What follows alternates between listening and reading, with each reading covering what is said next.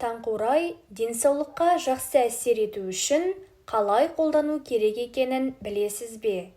Білмесеңіз, бөлісе кетейін. Видеода ағзаңызға тез әсерін беретін, сіз білмеген таңқурайдың емдік қасиетін айтамын. Ол үшін менің пайдалы арнама тіркеліп, өз пікіріңізбен бөлісе кетіңіз. Себебі менің видеоларымды 90% адам тіркелусіз көреді екен. Ал бұл менің тарапымнан үлкен еңбек. Еңбегімді бағалайсыз деген ойдамын. Таңқурай өзі жұмсақ, дәмі тәтті, хош иісті, денсаулыққа пайдасы зор жидек. Ол қызғылт тұқымдасты бұталарға жатады. Халық ұғымында шипалы өсімдік болып саналады. Ол өзендердің жағасында, бақшаларда, жидек ормандарда, тауда өседі. Грек деректеріне қарағанда, таңқурайдың алғашқы түсі ақ болған екен. Қазіргі кезде өз елімізбен қатар Ресей аумағында, Қырғызстанда, Сібірдің біршама аумағында таңқурай өте көп өседі. Таңқурайдың екінші аты мейірімділік нышаны деп аталады. Себебі мейірімділік, жақсылық бастау алатын, жүректің жұмысын жақсартады. Сонымен қатар қан аздық, жүйке жұмысы, жүрек қан тамырлары, асқазан, ішек, бауыр, бүйрек сынды ішкі ағзаларға пайдасы орасан зор. Себебі оның құрамында пентон, цинк, органикалық қышқылдар, хром, фосфор, йод, калий, жасұнық сынды ағзаға күш беретін дәрумендер бар.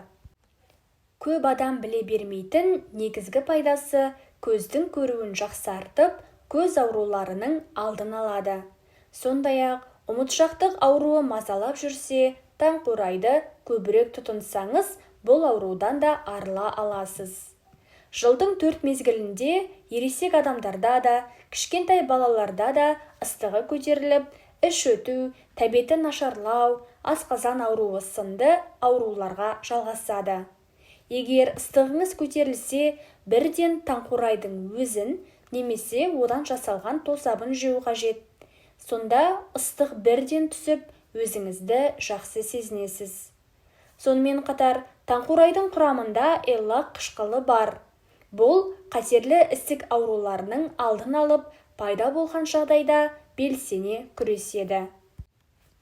Қазіргі кезде ұялы телефонның әсерінен ми жұмысы бұзылуда. Оны жас ағза сезбеуі мүмкін.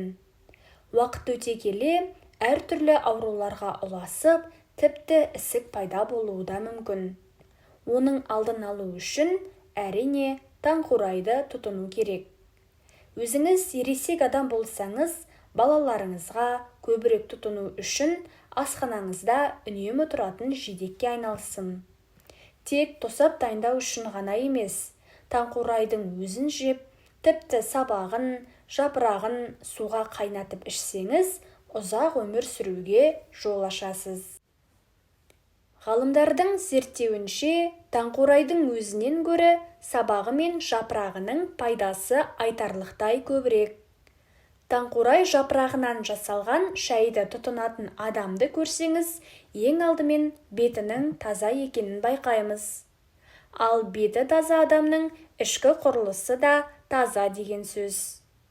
Таңқурай шайын тек қана ішіп қана қоймай, ауызды шайсаңыз, тісіңіз қатайып, қызыл егіңіз қанауын тоқтатады. Сонымен қатар шаш түсу мазалап жүрсе, таңқурайдың жапырағын жақсылап жуып, қайнатып тұнба дайындаңыз. Шашыңызды сусабынмен жуатын кезде міндетті түрде осы тұнбамен шайыңыз. Сонда шашыңыз нығарланып, қатайып, түсуін тоқтатады. Бұл әдісті әйел адамдарда, ер адамдарда, балаларға да қолдануға болады. Жаз мезгілінде күнге күйген теріңізді ағарта алмай жүрсеңіз, таңқурай тағы да көмекке келеді. Күйген жеріңізге таңқурайды езіп жағып қоясыз.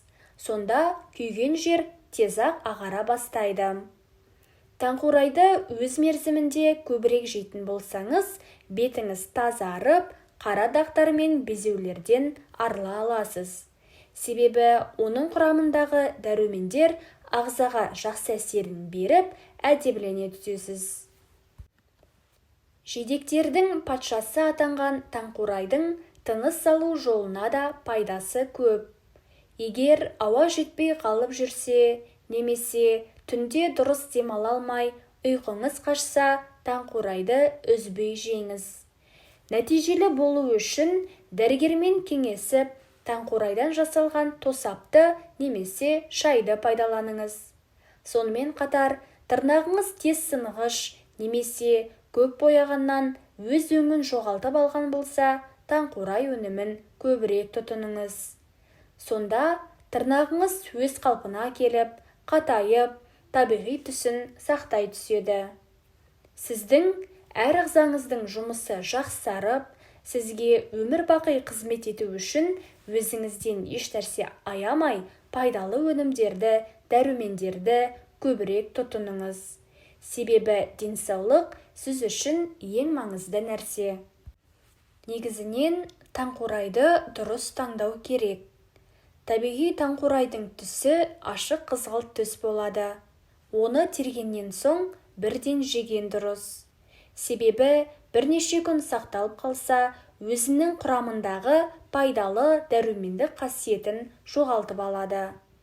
Жалпы, жидектерді көп адамның ағзасы қабылдай бермейді. Сол үшін де дұрыс тұтынғаныңыз жөн. Егер жидектерге аллергияңыз болса, немесе гастрит, ұлтабар ойық жарасы, демікпе, асқазан жарасы сынды аурумен ауыратын болсаңыз, таңқурайды көп тұтынуға болмайды. Сонымен қатар, қант диабетімен ауырсаңыз да көп жемеген дұрыс. Себебі таңқурайдың құрамында қант бар. Бұл ауруыңызды одан сайын еселеп жіберуі мүмкін. Таңқурайдан көбінесе тосап, шырын не болмаса табиғи шай жасауға болады. Ол өте дәмді, әрі тұмаумен ауырғанда таптырмас емдік қасиеті бар жидек. Өзіңіздің денсаулығыңыз үшін тосап, шырын, шай дайындап, қыста пайдасын көріңіз. Бұл видеоны көру арқылы пайдалы ақпараттар алдыңыз деген ойдамын. Айтылған мәліметтерді тек тыңдап қана қоймай, өміріңізде де қолданыңыз. Видеоны көргеніңіз үшін мен өз алғысымды білдіремін. Күніңізге сәттілік. Адамзатқа Алладан берілген ең үлкен нығметтің бірі ол әрине денсаулық. Денсаулық Алладан берілген үлкен аманат. Ал біз аманатқа қиянат жасамай, оны жақсылап күтініп, пайдалы өнімдерді тұтынып, зиянды нәрселерге жоламай, спортпен шұғылданып, өзіміздің жасымыздан жас көрінуге әрекет жасауымыз қажет. Себебі денсаулықты ешқандай ақшаға, алтынға, күміске, бағалы затқа айырбастай алмайсың. Ол сенде бар ең басты құндылығың. Өмірде белгілі бір жетістікке жету, не болмаса әлемді шарлау, күнделікті жүріп тұруың, қалаған жеріңе баруың, қалаған нәрсеңді жасай алуың, тамақты да іше алуың, барлығы денсаулыққа байланысты. Осыны есімізден шығармайық. Көңіліңіз көктемнің жайма шуақ кезеңіндей көтеріңкі болып, деніңіз сау, аман-есен жайнап жүре беріңіз. Менің видеома өзіңіздің пікіріңізді, ыстық лебізіңізді білдіріп, тіркеліп кетіңіз. Тыңдап, өзіңіздің уақытыңызды бөліп, пайдалы ақпарат алғаныңызға мен өз алғысымды білдіремін. Деніміздің сау, әрі мықты болуы, сапалы да мәнді өміріміздің басты кепілі. Сондықтан да денсаулығымызға қарап, спортпен шұғылданып, пайдалы өнімдерді тұтынып, зиянды нәрселерге жоламай, өз денсаулығымызды өзіміз бағалайық. Қазіргі кезде аурудың түрі өте көп. Мұның себебін Әлеуметтік желілерге кірсек болды, ата-аналардың көмек сұрап жазған жазбаларынан, әртүрлі ауру балалардың суреттерінен көріп байқай аламыз. Мұның негізгі салдары әрине телефоннан шығып отыр. Сонымен қатар, әрбір ана өзінің аяғы ауыр кезінен бастап, өзіне жақсы күтім жасап, пайдалы өнімдерді тұтынатын болса, өмірге дені сау, жақсы сәби келетін еді. Бала дүниеге келген кезде де оған әртүрлі қоспалардан қосылған өнімдерді емес, пайдалы өнімдерді, өзінің анасының сүтін берсе, бала да ешқандай ауру болмайды.